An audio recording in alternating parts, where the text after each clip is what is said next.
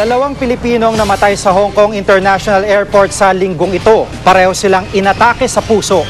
Palabas pa lang ng eroplano noong January 18 ng turistang si Ferdinand Guevara, 45 years old, nang sumakit daw ang kanyang dibdib. Nawalan daw siya ng malay. Hindi na nakarating ng buhay si Guevara sa ospital. January 20 naman nang mawalan din ng malay si Rosemary Perez, 44 years old at isang flight stewardess. Hindi na rin siya umabot ng buhay sa ospital.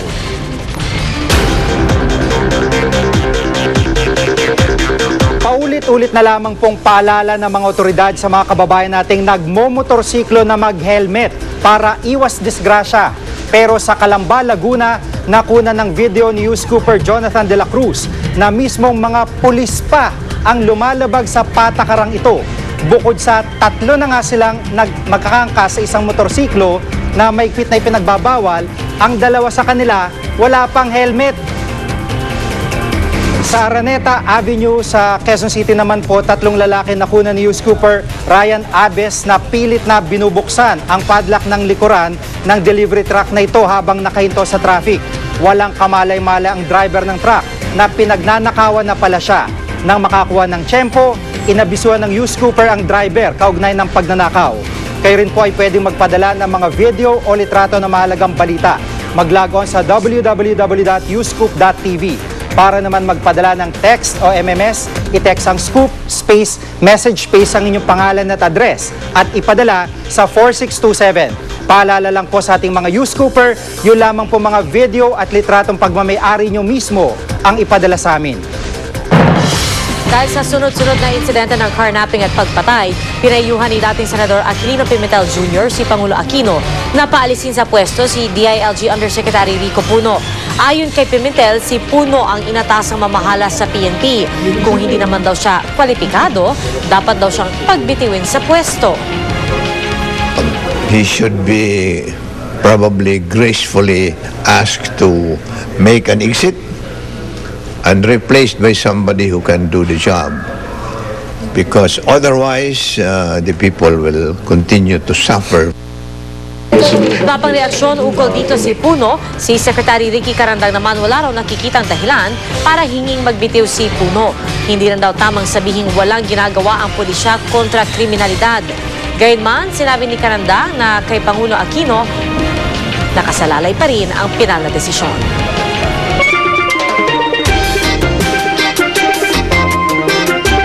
Sa mga wala pang papasyalan bukas, pwedeng puntahan ang Museo Pambata. Sa Science Through Discovery Team Room doon, matututo ang kabataan ng pangalaga sa ating kapaligiran. Narito ang report.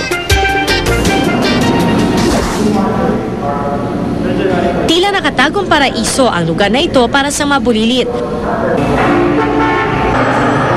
Punong-puno kasi ng kulay at masasayang mga laro. Hindi lang ito basta-basta palaruan. Ito ang I Love My Planet Earth Room, ang pinakabagong interactive exhibit sa Museo Pambata. Pakay nitong imulat ng kabataan sa pangangalaga sa ating kalikasan. Climate change has always been a very important topic sa amin. Kasi nga ang nangyayari ngayon sa mundo, nakikita natin yung extreme temperatures and then floodings, La Nina. Gamit ang dice, pwede maging piyesa ang machikiting sa isang floorboard. Ang takbo ng laro, tips kung paano bawasan ang carbon footprint o yung dami ng nakasasamang greenhouse gas na likha ng isang tao. Interactive ang mga exhibit tulad ng question and answer portion sa pagtatapon ng basura. Dapat magtatapon sa basurahan. This is very interactive. Maraming matututunan yung mga bata. Nariyan din ang ganito kami ngayon, mga bagay na pinagkakabalahan ng kabataan ngayon.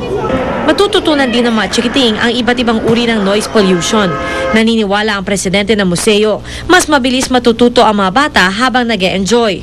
We would like children to be the solutions to our earth concerns. Bukas ang Museo Pambata tuwing Martes hanggang Sabado mula alas 8 ng umaga hanggang alas 5 ng hapon. Mula alauna hanggang alas 5 ng hapon naman pag linggo. Sarado ito mula alas 12:30 hanggang alauna:30 ng hapon at tuwing Lunes. 100 piso ang entrance fee. May 50% discount pag residente ng Maynila. Libre naman ang mga guro, mga batang kalye at batang under 2 years old. Abangan! Siyam na tribo nagtagisan sa pagsayaw sa Kasadyahan Festival sa Iloilo. Dito lang yan sa 24 Oras.